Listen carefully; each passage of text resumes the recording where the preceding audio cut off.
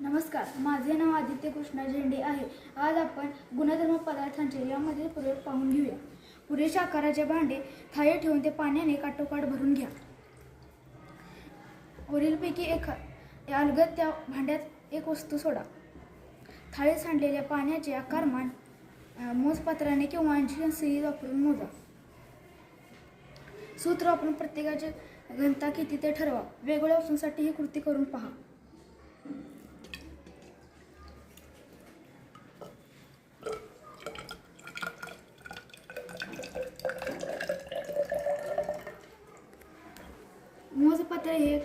मोजपत्र हे काचेचे किंवा प्लास्टिकचे उघड भांडे असते।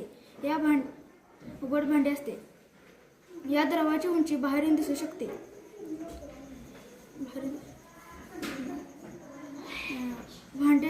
भांड्यावरील खुणांवरून त्या द्रवाचे आकारमान नेमके किती आहे हे ठरवता येते। धन्यवाद।